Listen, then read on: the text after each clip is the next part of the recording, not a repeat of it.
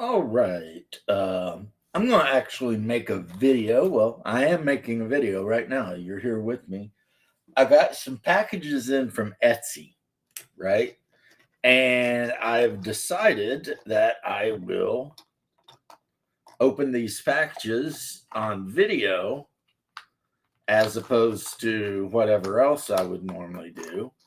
And that way, I could actually concentrate on what I'm trying to show off instead of, having to interact with the bros, which I will do a live stream at some point today, but I wanted to do a video now. So the first thing is first. Let me look at this stuff. I need to do the dry brushing on that, and then that's about done.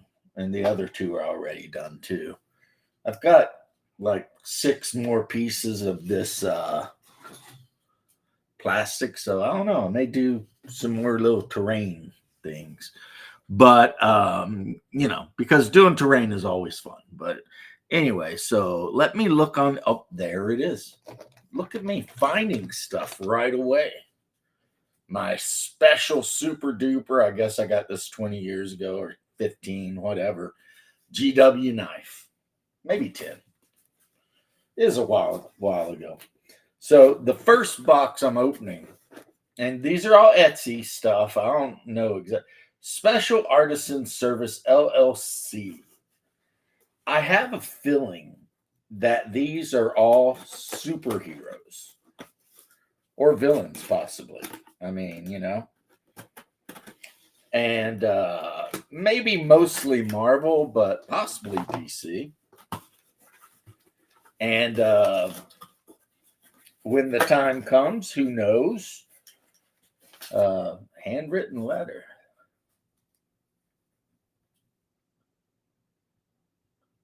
James McKee, thank you again from Tim. Well, because I've ordered from him multiple times. So, what is this? This is not superheroes. This is Sodakar with las cutters. Kind of like in the movie when they're trying to cut their way into the research station. So, that is what this is. The only complaint I have about this guy, and it's really he's so nice and prompt and everything, it's hard to even make it a complaint. But I do wish he would pack things a little better. Like the Harkonnen Marauders I ended up having to glue like most of their blades back on. But the good thing is, I mean, it's not that big of a deal. And this guy is awesome to work with. Like, one time a whole Sodakar thing just didn't show up. And let me look. Is this where I'm looking? Okay, good. And dude completely hooked me up. You know what I mean? So it was like cool. So these guys, man, who knows? You might need them to cut through some stuff, and hopefully they don't accidentally hit a Holzman shield and cause a bad reaction, which, as we all know from Dune, when a las gun hits a Holzman shield, a couple of things can happen. The least worrisome thing that can happen is the fire of the las rifle, gun, whatever, and the wear of the Holzman shield will both just be destroyed. Boom, gone. That's the least issue. The big issue is both the fire and the wear will go up like atomic weapons. And the problem here is you never know which one it's going to be. So I'm going to go ahead and glue these guys. Yeah, these guys are beautiful, man. All the detail and everything. So nice. I'm going to go ahead and get these guys on some bases real quick since that won't take very long. It looks like there's a barrel I'm going to have to glue on, but like I said, I don't mind, that is a thing whenever you're dealing with 3D prints, whether I print them myself. And believe me, I am still waiting on the replacement LCD screen for my freaking Saturn 4 Ultra. Still waiting on the screen. It's been months. Still waiting.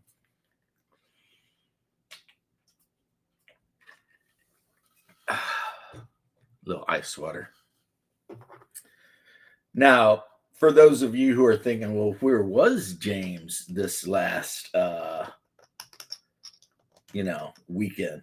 Basically, I have to say I was having the pleasure of going all the way up to Georgia with the wife. She drove, actually, because she always does, because I don't.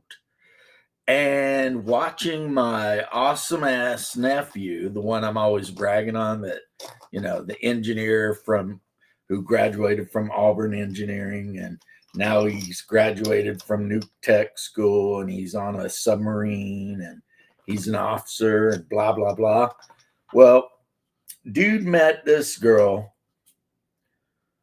and they got married.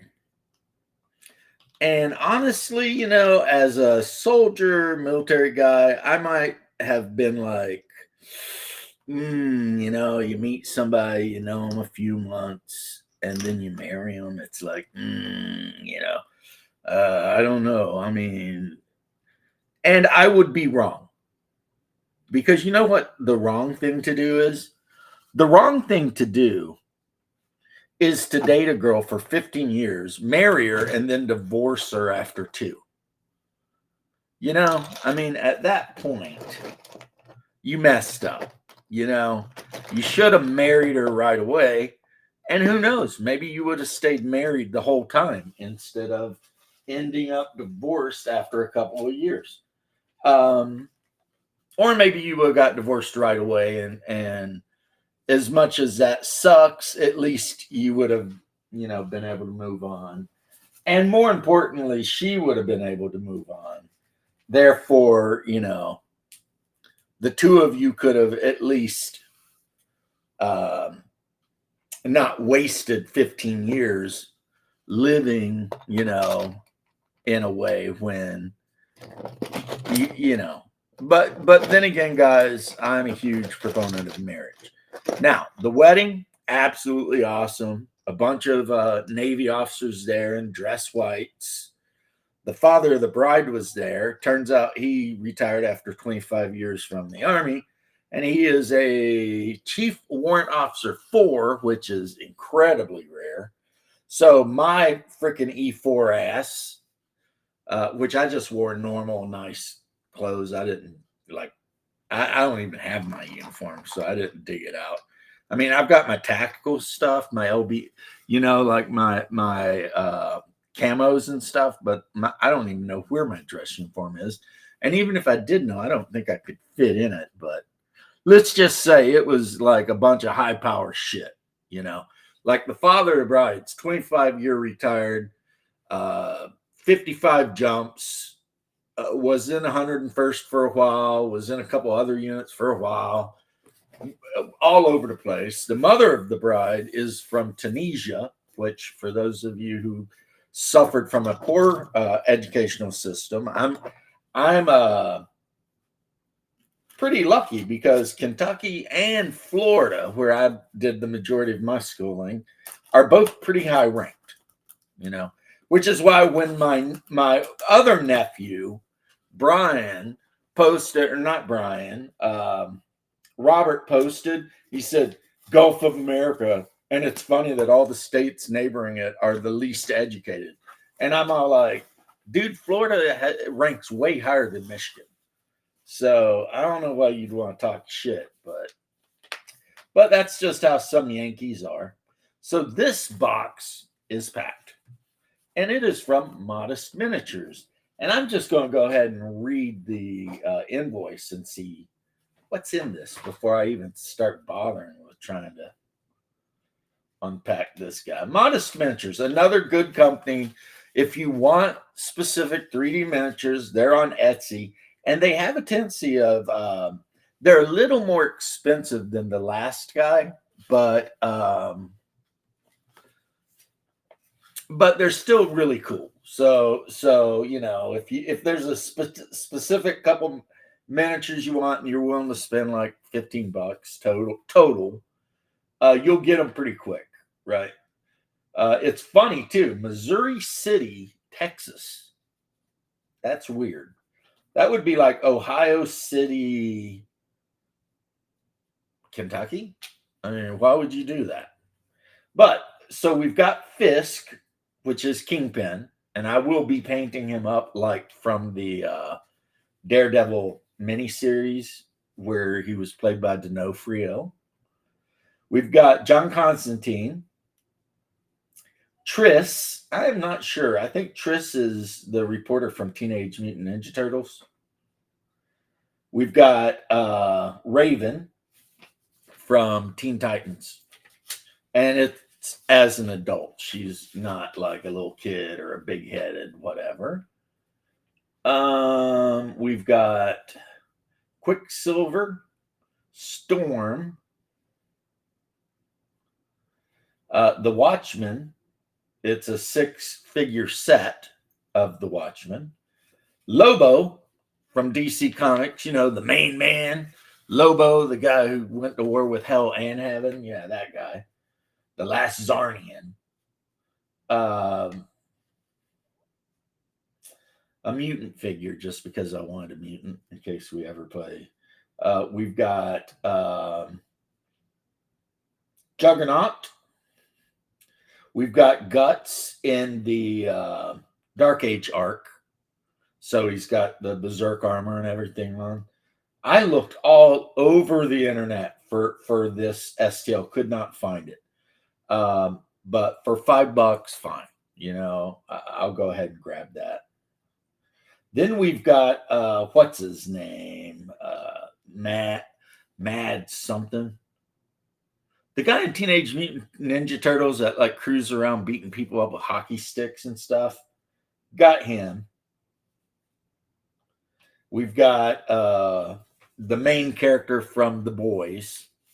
What's his name? Ultraman, not Ultraman. Homelander. Then I got some mutant animals like mutant mole rats and wasteland death jaws and stuff like that. We got Shazam or Adam Prime, Shazam. The Accuser, so what's his name? Roland the Accuser or whatever. Got him. Then we've got Wolverine, Colossus. What is her name? The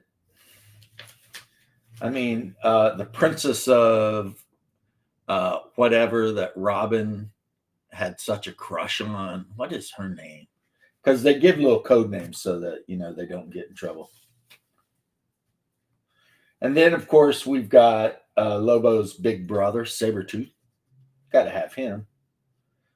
And we've got the Red Witch, I think, the one that could control her hair. That's my mom's favorite one. We got Miss Marvelous. The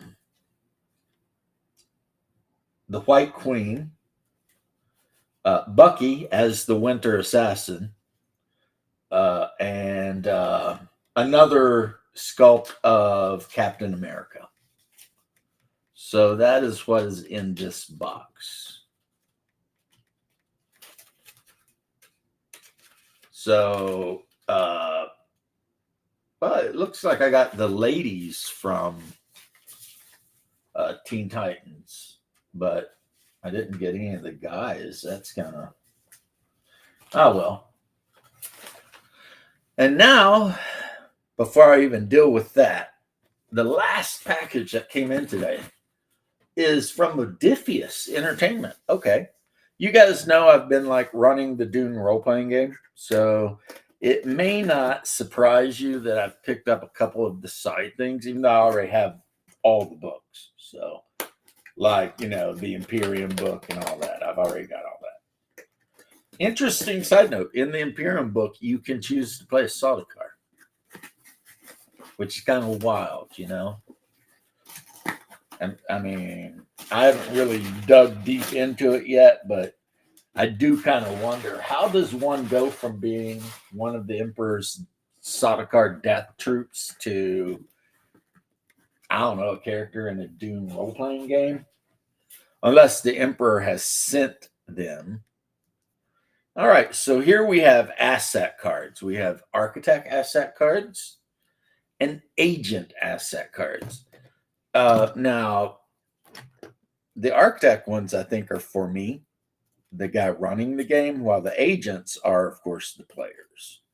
I could be wrong about that, but let's open them up, and of course, they're going to get sleeved and put into my little carry box that the starter set came in.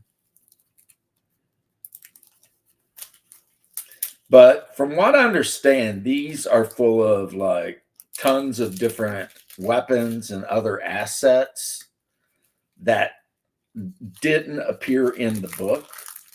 And a lot of them that did, or all of them that did.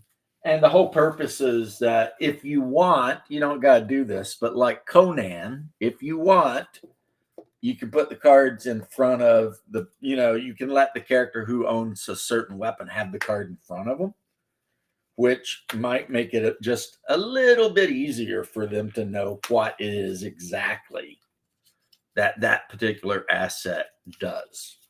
So let's open it up. First off, I like how it's got that kind of cool design on the back.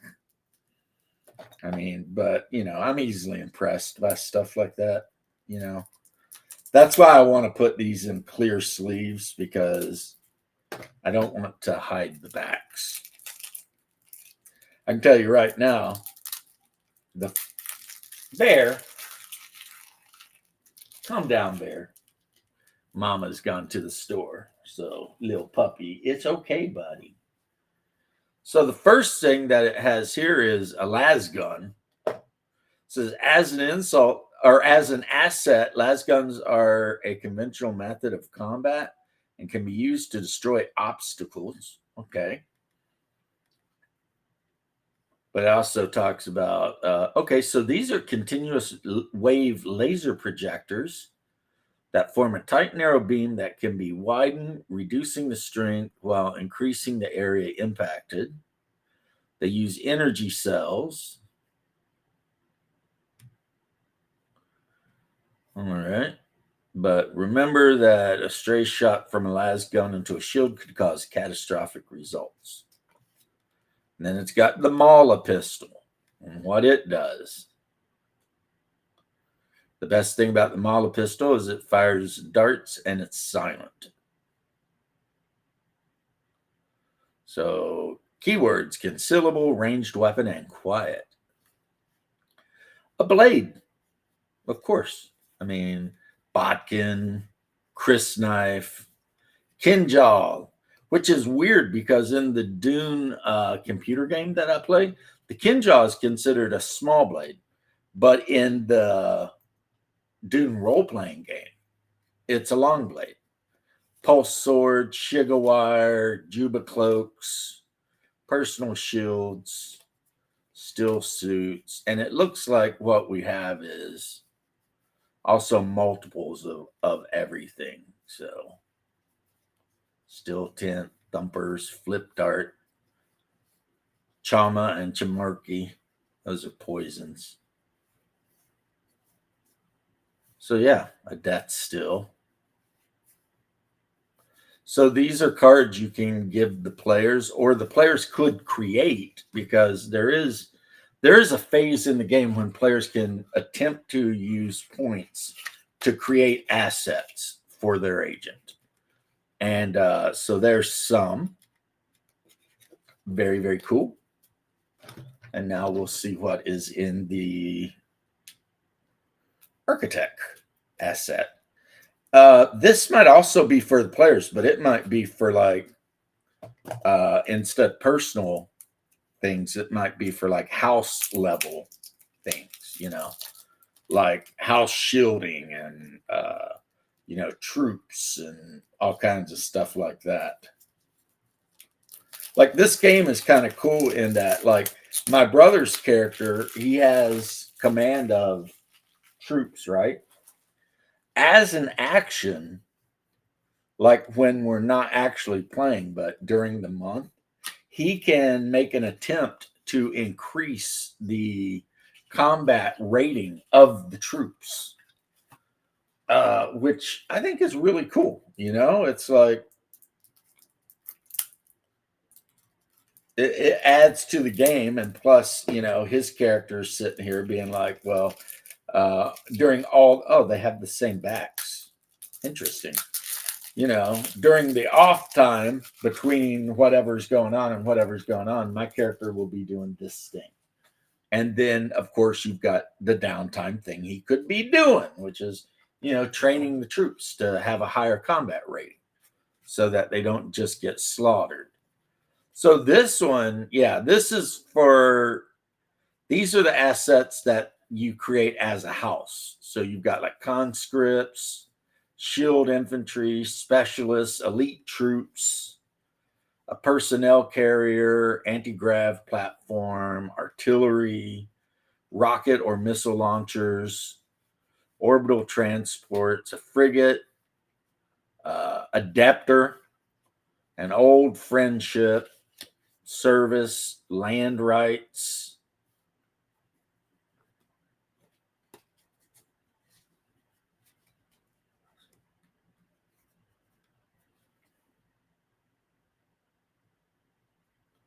Yeah, so the players can get land rights, raw materials, supply contracts. So these are like not just treasures, but also things that can get in your way. Like an assassin might try to kill somebody, corporate spies, face dancers, street informants, spice contract, and that's a good one. Favor of the Landsrod. If you're a House Minoris, I mean, getting favor of the Landsrod would definitely be a good thing. So you guys all know what I'm getting ready to do, and that is I'm getting ready to take out some miniatures and start getting them based. The guy who does the superhero miniatures, he sends bases, so that's cool.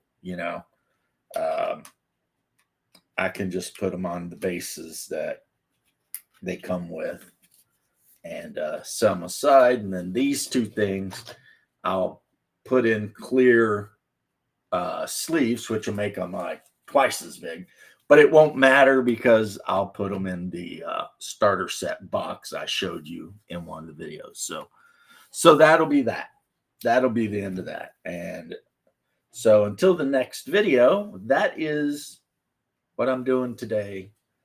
Now that I'm back from, the sweaty, stinky Georgia.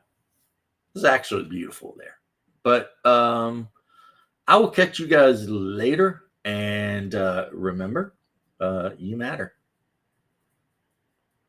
So stop the recording.